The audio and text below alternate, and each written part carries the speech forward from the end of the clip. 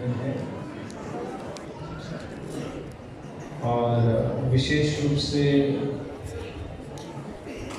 यहाँ जो मंदिर की जो समिति है, मैनेजमेंट है, जिन्होंने गौर उत्सव ऑर्गेनाइज करने में हेल्प की, वी आर वेरी थैंकफुल। कितने सारे डिवोटीज को हम लोग यहाँ फैसिलिटेट कर रहे हैं। पीछे आवाज आ रही है मेरी? Last just raise your hand. Clear सुनाई दे रहा है? क्योंकि मुझे आप लोगों की आवाज सुनाई दे रही है। पीछे डिवोटी से एक रिक्वेस्ट है, जो वॉलंटियर्स हमारे खड़े दीक्षित हो, कि प्लीज बच्चों जो पीछे परेशान कर दीजिए। ईशोपनिषद में आता है कि विद्या च यशवेदो ब्रह्मसः, कि अगर अमृत का स्वाद चखना है तो आपको विद्या और अविद्या, ज्ञान और अज्ञान दोनों पता होने चाहिए कि ज्ञान क्या है और अज्ञान क्या है।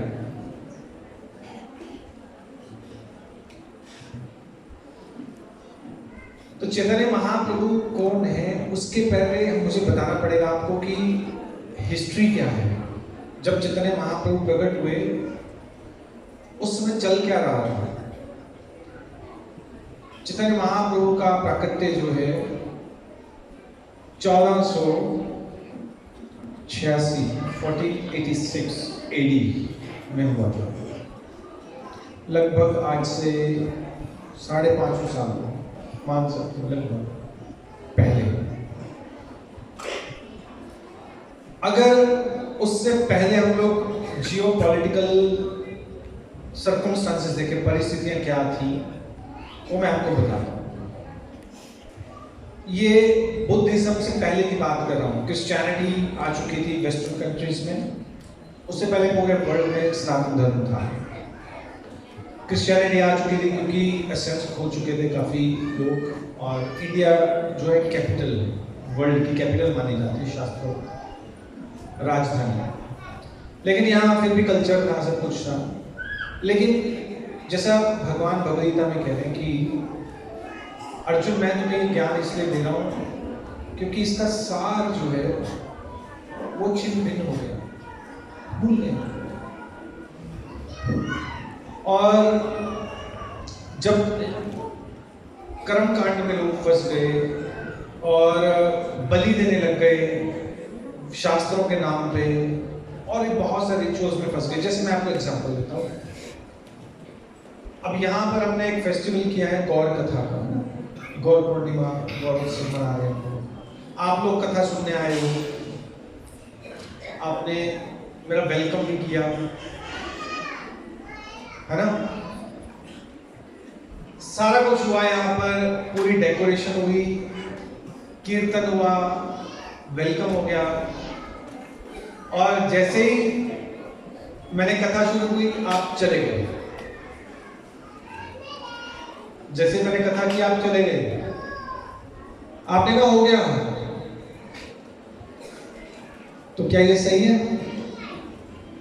वेदों में ऐसे ही कर्म कांड हैं और चीजें हैं, दी हुई हैं, लेकिन वो भगवान तक पहुंचने के लिए दी हुई है कि आगे भैया समझ लो। लेकिन लोग यहीं तक रुक गए। जैसे शादी ब्याह में सबसे इंपॉर्टेंट कौन होता है? क्या होता है? क्या होता है? पंडित, जो शादी करवाता है ना? किसी को पता ही नहीं कि वो बोल क्या रहा है, वो बताना चाहता है, उसको कोई सुनता ही नहीं। पंडित जी 500 रुपए और दो। मतलब इतना कल्चर खराब हो गया है। वे आर रिस्पेक्टेड पर्सन, वो आपको दो लोगों को इकट्ठा एक बंधन में बांध रहे हैं, एक सूत्र में बांध रहे हैं। हम क्या कर रहे हैं? पंडित जी पैसे लो, जल्दी निपटाओ, पता ही नहीं। बाकी सारे ताम झाम करेंगे, लेकिन जो उस समय जो ब्राह्मण है, जो आपको गाइडेंस देगा कि विवाह को किस तरह से चलाना है, उसमें क्या क्या नियम है, और पति के क्या कर्तव्य हैं, पत्नी के क्या कर्तव्य, कोई नहीं सुनता। सारा कुछ करेंगे, डीजे चल रहा है, हाँ, स्नैक्स चल रही हैं, सब कुछ है, एवरीथिंग, फोटोग्राफर भी अपने इशारों पे नचा रहा है, पर पंडित का कहना नहीं मानेंगे, उसको बिल्कुल साइडलाइन करना है। तो ये वही बात होती है। तो इसी तरह लगभग 6वीं 7वीं शताब्दी की बात कर रहा हूँ, बुद्धिज्म आया, उन्होंने वेदों को रिजेक्ट कर दिया कि अहिंसा जो है वो परम धर्म है। उससे क्या हुआ कि भारत में लोग जो हैं हिंसा करनी भूल गए, युद्ध करना भूल गए। 3-4 सेंचुरी तक ऐसा चलता रहा, पूरे इंडिया में बुद्धिज्म फैल गया। फिर अद्वैत शंकराचार्य ने, उन्होंने बुद्धिज्म को खदेड़ दिया, चाइना में भेज दिया, भी जाओ यहां से। लेकिन तब तक इतनी देर हो गई थी, जो विदेशों से इन्वेडर्स थे, जो हमलावर थे, आक्रमणकारी, लगभग 1208 के आसपास बख्तियार खिलजी, उसने भारत में आक्रमण किया और लगभग 500 वर्ष भारत जो है मुगलों के आक्रमण से त्रस्त रहा।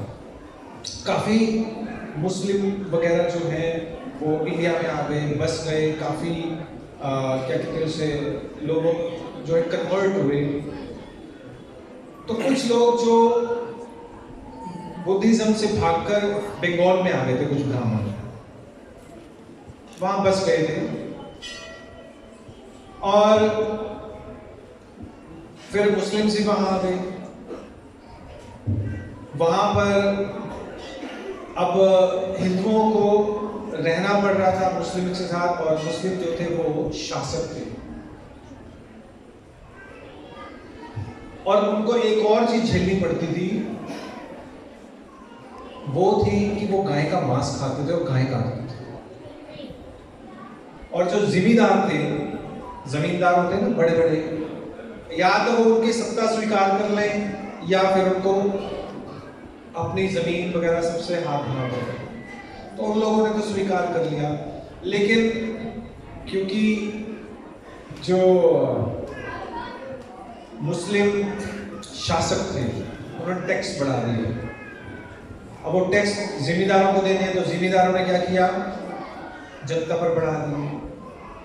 अब एक तरफ तो वो उन लोगों के साथ रह रहे हैं, ऊपर से मतलब गौ हत्या देख रहे, और सामाजिक रूप से क्या हुआ कि अपने धर्म को बचाने के लिए कुछ लोगों ने क्या किया कि बहुत हार्ड कर दिया रूल्स, कि जो भी मुस्लिम से डील करेगा उसे हम निकाल देंगे समाज से, कोई उनके साथ बैठेगा नहीं, खाएगा नहीं। तो छुआछूत, जातिवाद, ये सारी चीजें फैल गई, रिचुअल्स फैल गए, लोग रिचुअल्स में पड़ गए, कर्मकांड, एसेंस भूल गए कि हम कर क्या रहे हैं, किस लिए भक्ति करनी है, क्या कुछ पता ही नहीं था। इवन राधा कृष्ण की पेंटिंग भी ऐसी गंदी गंदी बनने लगी थी। आज की डेट में भी ऐसा होता है ना, कुछ जैसे MF हुसैन है, जैसे उसने हमारे डेमीगॉड्स के ऊपर कुछ बहुत ही गंदी पेंटिंग्स बनाई थी, न्यूड पेंटिंग्स बनाई थी। तो उनको देख के कोई भी कह सकता है कि ये बहुत ही निर्लज बात है। बहुत ही माहौल जो था सामाजिक रूप से भी खराब था, आर्थिक दृष्टि से भी खराब था, राजनीतिक दृष्टि से भी खराब था, और बताने वाला भी कोई नहीं। उस समय जो अपर कास्ट थी उनको ही भगवान के, क्योंकि जो भगवान के बारे में सुनना, जानना या फिर रिचुअल्स करना, वही उनको अलाउड था। दैट टाइम चैतन्य महाप्रभु जो है नवद्वीप होता है मायापुर, जहाँ 9 द्वीप है बंगाल में, जो गंगा और ब्रह्मपुत्र नदी जो है उनका एक डेल्टा है बीच में, जमीन जो बांग्लादेश है, बांग्लादेश और बंगाल, वहाँ एक क्षेत्र है नवद्वीप, वहाँ पर उस समय प्रकट हुए। और जब उनका प्राकट्य हुआ तो तो आप उस समय की सिचुएशन क्या थी कि जो मुस्लिम्स थे वो ग्रहण लग गया था उस समय। तो ग्रहण के समय हम लोग क्या करते हैं? हाँ, कुरुक्षेत्र जाते हैं ना, जैसे चंद सूर्य ग्रहण होता है तो कुरुक्षेत्र तीर्थ स्थल पे जाते हैं, स्नान करते हैं, नदियों में दान देते हैं। तो जैसे ही ये जो ब्राह्मण है, ये महाप्रभु जब प्रकट हुए, ग्रहण हट गया, महाप्रभु प्रकट हुए थे, तो लोग उस समय नदियों में स्नान कर रहे थे। मुस्लिम जो थे वो मजाक उड़ा रहे थे, हरी हरी हरी हरी, ऐसे मजाक उड़ा रहे थे। ये स्थिति थी लोगों उस समय की समाज की, और बताने का कोई नहीं। एक बार लेटर ईयर्स जब चैतन्य महाप्रभु ने संन्यास ले लिया, तो किसी को, एक नाम भूल जाता हूं एग्जैक्टली, एक मुस्लिम ने अपना जूठा पानी पिला दिया। उन्होंने कहा भी अब ये तो पथ भ्रष्ट हो गए, तो इसका धर्म भ्रष्ट हो गया, अभी हमारे बीच तो रहेगा नहीं। तो उसने पूछा बड़े बड़े ब्राह्मणों से कि मैं क्या करूं। बहुत अमीर आदमी था। उन्होंने कहा तुम तो गंगा में डूब के मर जाओ। किसी ने कहा कि तुम ऐसा करो, अब गर्म लोहा पी लो। चैतन्य महाप्रभु के पास गया। चैतन्य महाप्रभु ने कहा कुछ नहीं करना, हरे कृष्ण महामंत्र करो, तुम्हारी शुद्धि हो। आप देख रहे हो क्या सिचुएशन थी उस समय। आज के परिप्रेक्ष्य में आपको ये सब चीजें अजीब लगेगी कि यार ठीक है, हरे कृष्ण महामंत्र करना है, कोई भी नाम लो, भगवान का नाम लो, कौन रोक रहा है आपको, है ना? आप पिंडदान करो नहीं करो, कौन पूछ रहा है आपको? पहले अगर कोई पिंडदान नहीं करता था उसे समाज से निकाल देते थे। अगर कोई कुछ नहीं करता था, उस समय उस परिस्थिति में श्री चैतन्य महाप्रभु का प्राकट्य हुआ था। अब अगर हृदय में हमारे प्रेम ना हो, त्रस्त थी ना जनता उस समय, मतलब आर्थिक दृष्टि से भी परेशान, सामाजिक दृष्टि से भी परेशान, अब एम भी नहीं है लाइफ का, तो परिवार में भी कलह होती है ना। अगर व्यक्ति अंदर से खुश ना हो ना, उसके मन में पता है क्या थॉट्स आते हैं? अगर खुश ना हो, कोई थोड़ा भी कुछ कह देना, गुस्सा आ जाता है, दिल करता है इसको पीट दूं, क्या कर लेगा ज्यादा से ज्यादा। सुसाइडल थॉट्स आते हैं। उस समय की समाज की स्थिति ऐसी, लोग मारकाट मची हुई थी, छोटी छोटी बात पे लड़ पड़ते थे। अगर कोई व्यक्ति खुश हो, अगर आप उसे गाली भी दे दो ना, कि यार ठीक है यार, आज मेरा मूड नहीं है तुम्हारे साथ उलझने का, आज त्योहार है, जैसे होली के दिन आप कहते नहीं हो कि यार आज जो भी पुरानी गलतियां हो गई छोड़ो यार, आप रंग लगाओ, आज खुशी का त्योहार है, पुरानी दुश्मनी भूल जाते हैं, रंग लाते हैं जिंदगी में, क्योंकि त्योहार है कि खुशी का मौका है। तो यानी व्यक्ति अगर अंदर से खुश होगा ना, तो बड़ी बड़ी गलतियां माफ कर देगा। लेकिन अगर अंदर से तंग है, दुखी है, परेशान है, तो वो छोटी सी बात को भी सहन नहीं करेगा। तो वही स्थिति जो थी ना उस समय समाज की थी। आपस में मेल जोल नहीं था, भगवान का आप नाम नहीं ले सकते हो, कोई बताने वाला ही नहीं क्या करना है। हरि नाम संकीर्तन जो है पहले आप पब्लिकली नहीं कर सकते थे। रामानुजाचार्य के बारे में सुना आपने? साउथ में बहुत बड़े आचार्य हैं।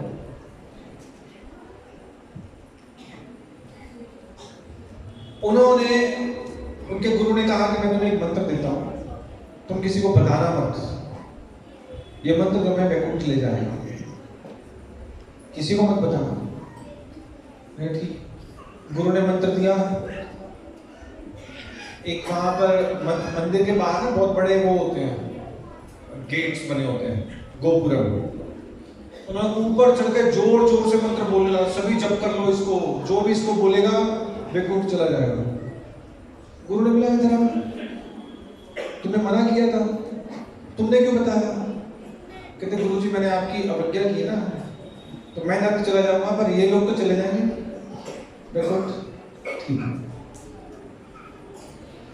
यानी पब्लिकली भी अलाउड नहीं था, वेद पढ़ने भी अलाउड नहीं थे, हाथ भी नहीं लगा सकते थे। आज तो आपको हम लोग ग्रंथ ऐसे बांट रहे हैं ना, भगवद गीता आप हर किसी के घर में है। लेकिन हुआ क्या, भगवद गीता को घर में किसी के ना पहुंचे, लोगों ने अफवाहें फैला दी कि घर में महाभारत हो जाएगी, घर में गीता नहीं रखनी चाहिए। क्यों? क्योंकि गीता क्या संदेश देती है? गीता संदेश देती है संसार से निकलो। और हम कहाँ हैं? संसार में रहना चाहते हैं, है ना। हमें कृष्ण कौन से अच्छे लगते हैं? जो लड्डू गोपाल, जो जिसको हम रोज मिश्री खिलाए, है ना, सबने रखे ना लड्डू गोपाल रखे होते हैं, वो कृष्ण अच्छे लगते हैं जिन्होंने चक्र उठाया हुआ है। या जो अर्जुन को कह रहे हैं कि अर्जुन लड़ाई करो, ये जितने भी तुम्हारे समझ नहीं मार दे सकते, वो अर्जुन हमें पसंद नहीं है, मक्खन वाले कृष्ण पसंद है। लेकिन दोनों ही कृष्ण हैं, एक तरफ मक्खन है, दूसरी तरफ भगवद गीता है। शस्त्र भी उठाने पड़ेंगे अगर भक्त बनना है तो ऐसी बहुत सारी भ्रांतियां जो थी समाज में थी। और ये नवाब हुसैन शाह का उस समय जो था राज्य था। और नवाब हुसैन शाह मुस्लिम्स में, अगर जैसे अकबर की इमेज अच्छी है ना, सेक्युलर इमेज है, चलो ठीक है, उसने ज़्यादा तंग नहीं किया, सनातन धर्म को इतना डोमिनेट नहीं किया, वैसे नवाब हुसैन शाह की बंगाल में ऐसी इमेज थी, वॉज ए गुड, अच्छा शासक माना जाता है। और उसके यहाँ कई हिंदू मंत्री भी थे,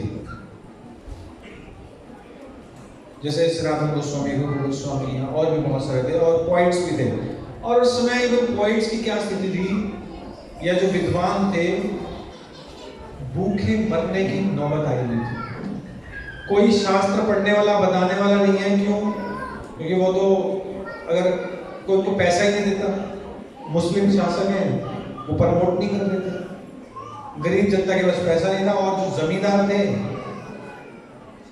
वो कहते थे कि हमारी प्रेस करोगे तो हम तुम्हें पैसे देंगे, नहीं तो फिर भाड़ में जाओ।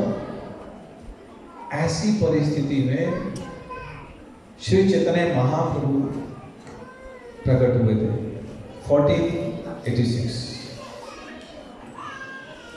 और चैतन्य महाप्रभु के प्रकट होने के 6 कारण हैं। आज मैं आप लोगों को सिर्फ 3 बताऊंगा। 3 आंतरिक कारण हैं और 3 यानी कि कॉन्फिडेंशियल, 3 आंतरिक कारण मतलब कि कॉन्फिडेंशियल सीक्रेट, और 3 बाह्य कारण एक्सटर्नल। एक्सटर्नल कौन से हैं? भगवद गीता में भगवान भी कह रहे हैं कि यदा यदा हि धर्मस्य ग्लानिर्भवति भारत, कि जब जब धर्म की हानि होती है मैं धर्म का उत्थान करने के लिए प्रकट हूं। तो भगवान कृष्ण ने भगवद गीता में एक चरम श्लोक बोला है, वहां पर गीता लगभग समाप्त हो जाती है। कौन सा वो चरम श्लोक है? तो बता सकते हैं? लास्ट इंस्ट्रक्शन है अर्जुन को, लास्ट। भगवान कृष्ण ने अर्जुन को कहा था कि जब गीता ज्ञान दिया था कि मैंने ये ज्ञान तुम्हें दे दिया, अब इस ज्ञान से अब तुम्हें क्या करना है तुम पे है। चरम श्लोक है, सर्वधर्मान परित्यज्य मामेकं शरणं व्रज अहं त्वां सर्वपापेभ्यो मोक्षयिष्यामि मा शुचः। कि अर्जुन मेरी शरण लो, मैं तुम्हें पापों से मुक्त कर दूंगा। यह भगवान ने ना कंडीशन लगा दी कि मेरी शरण लोगे तब मुक्त करूंगा।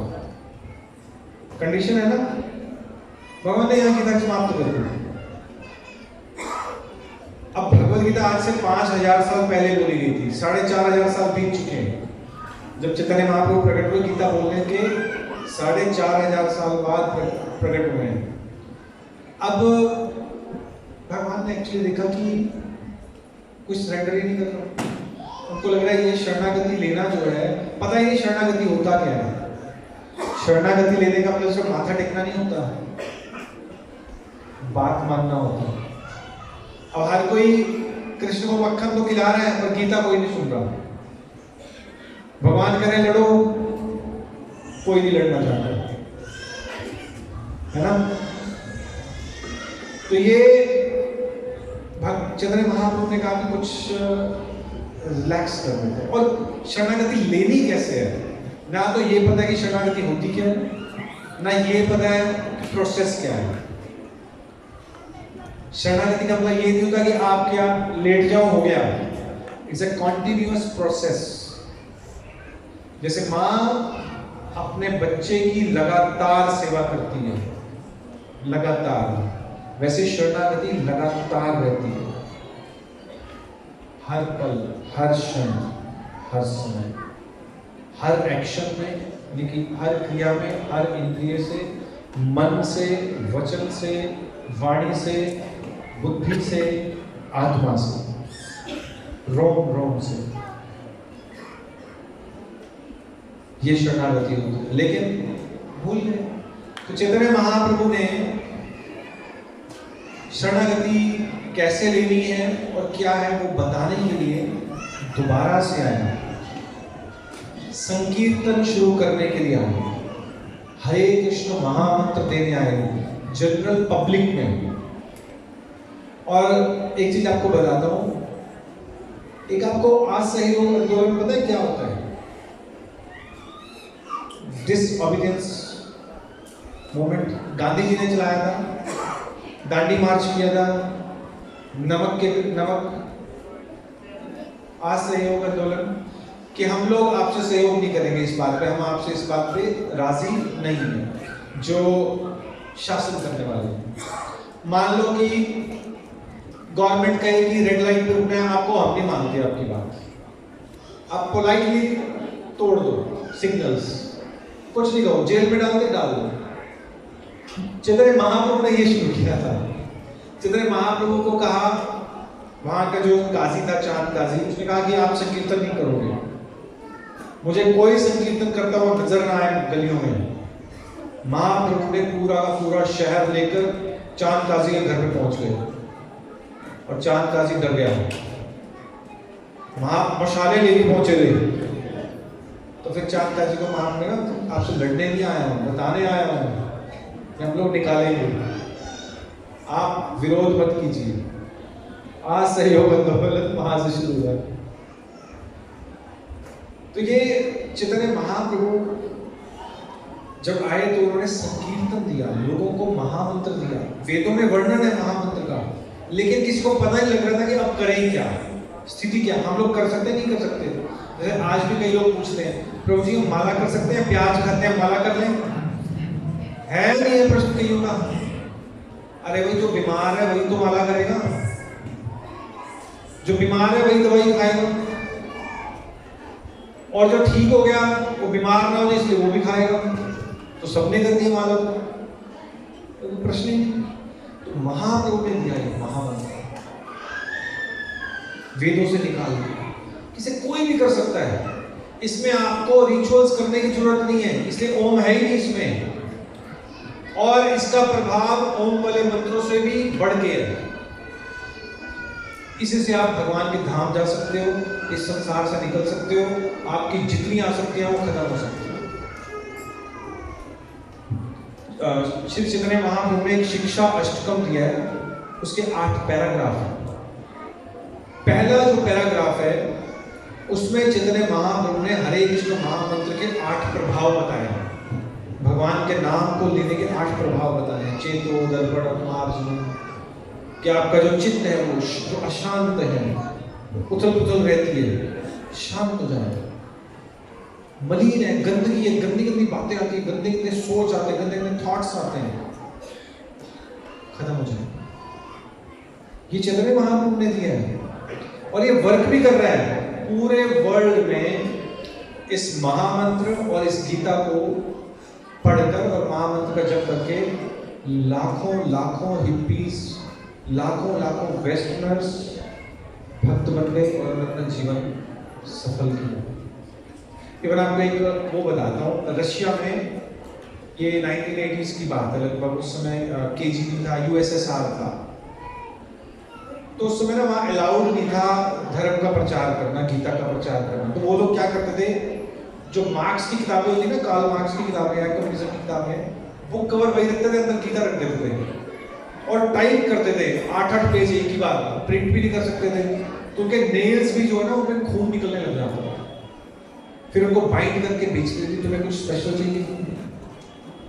तो कुछ डिवोटीज ना पकड़े गए किताबें बेचते हुए, वितरण करते हुए। उनको कहा कि ये तो पागल हो गए, दिमाग खराब हो गया इनका, जेल में डालो। जेल में डाला, उन्हें नशे के इंजेक्शन दिए गए, उन्हें उनका खून निकाला गया, उनके नेल्स तोड़े गए, उंगलियां तोड़ी गई। लेकिन उनका विश्वास इतना पक्का था ना, उन्हें जो महामंत्र में टेस्ट आ रहा था, उनका ये तो हो ही नहीं सकता। अब जिस चीज को आप सामने देख लो ना, 1000 लोग कह रहे हैं ये नहीं है, आप तो कह रहे हो ही नहीं सर, मैंने खुद देखा। विश्वास होगा ना आपको। उनको भगवान के दर्शन हो गए, रियलाइजेशन हो गई। उनसे माला छीन ली तो उन्होंने ब्रेड को सुखा के उसकी गोलियां बना के ना रुमाल के साथ उसकी माला बना के उस पर जप करते थे। लोगों को भी जप करना सिखा दिया जो जेल में बंद थे। तो उनको क्या किया, एक सेल में बंद किया जिसकी छत में ऐसे कर्व थी नीचे की तरफ। तो अब रात को जब सोते थे ऐसे लगा छत नीचे गिर जाएगी, कि उनको मेंटली टॉर्चर कर रहे थे। खाना नहीं देते थे, मीट खिलाते थे। तो वो लोग क्या करते थे, सिर्फ ब्रेड खाते थे। अब कितना टाइम आप ब्रेड खा के जी सकते हो? 6 महीने। अब 1 साल 1.5 साल बीता तो उनके जो थे ना दांत भी टूट गए कमजोरी के कारण, तो कुछ था ही नहीं खाने को। या मीट खाएंगे या ब्रेड खाएंगे, तो ब्रेड खा रहे थे सिर्फ, मीट नहीं खाएंगे।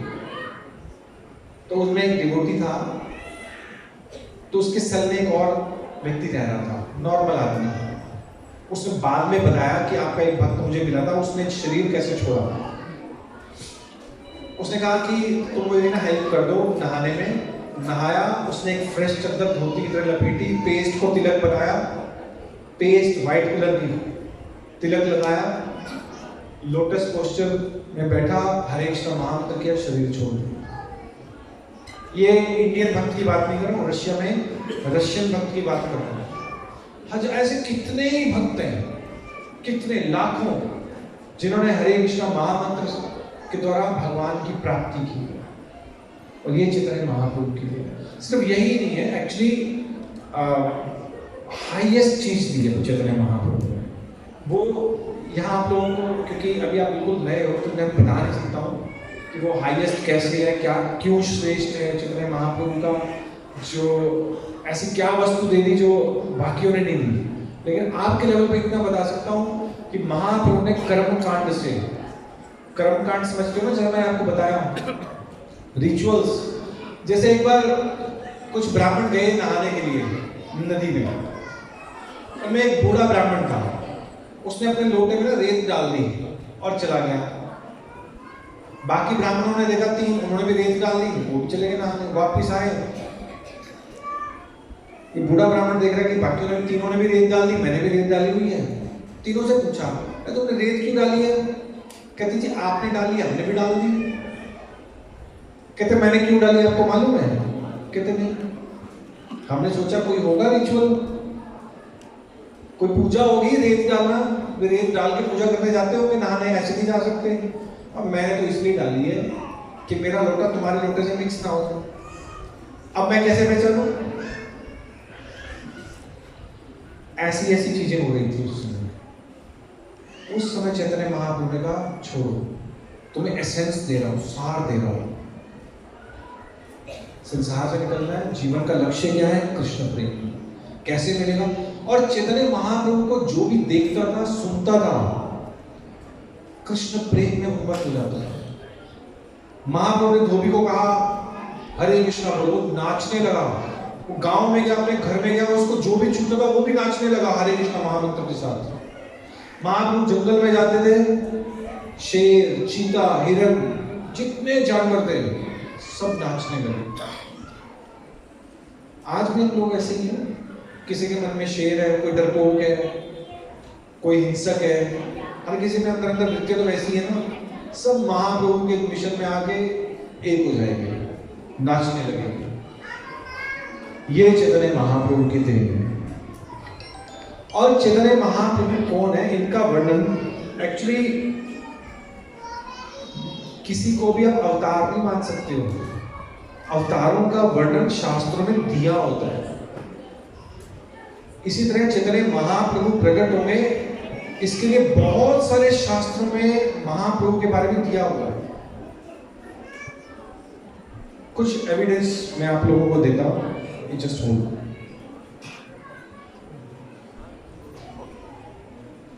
जस्ट 5 मिनट और। एविडेंस क्या है कि चैतन्य महाप्रभु भगवान है?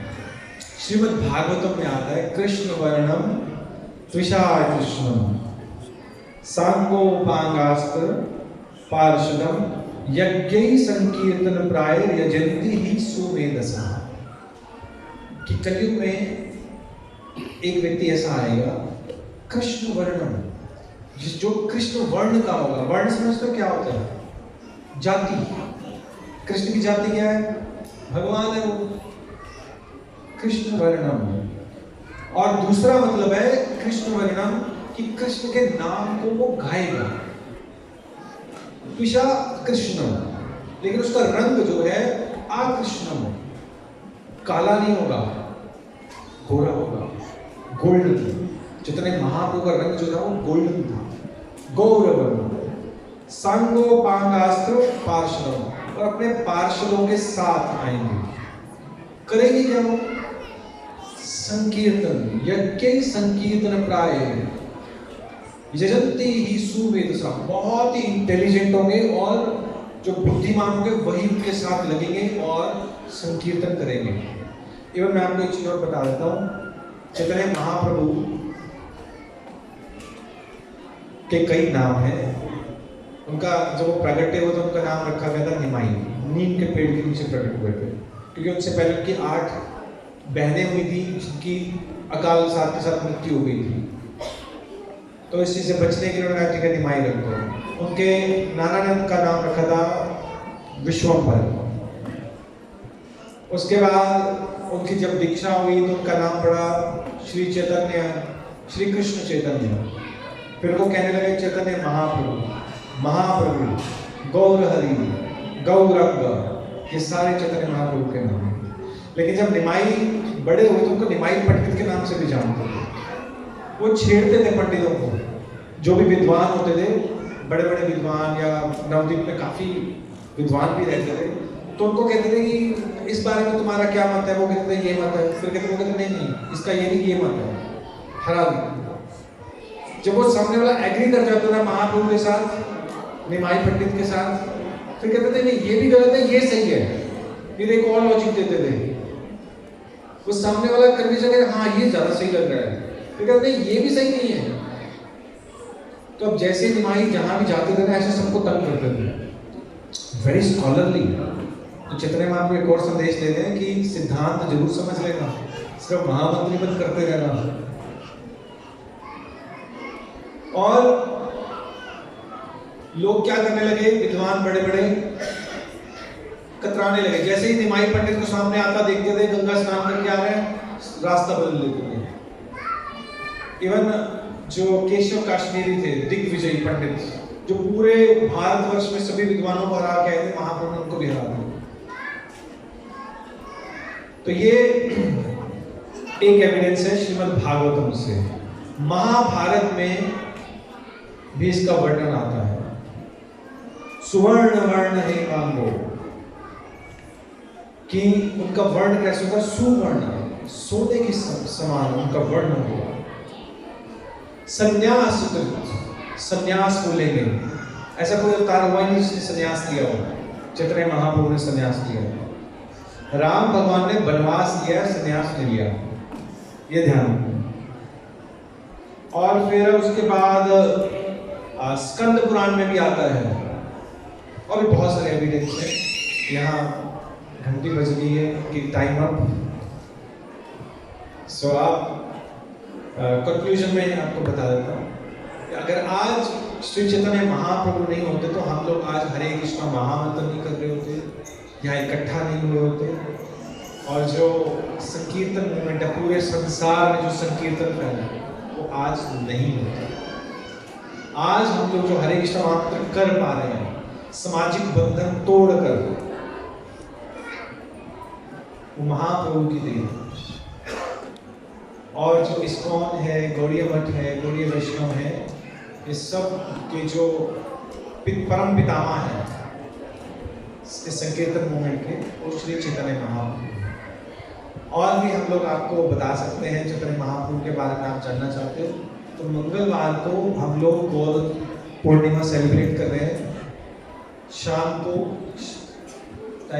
7 बजे से 8:30 बजे तक मंगलवार को हरे कृष्णा सेंटर राजपुरा में। हरे कृष्ण। श्रील प्रभुपाद की श्री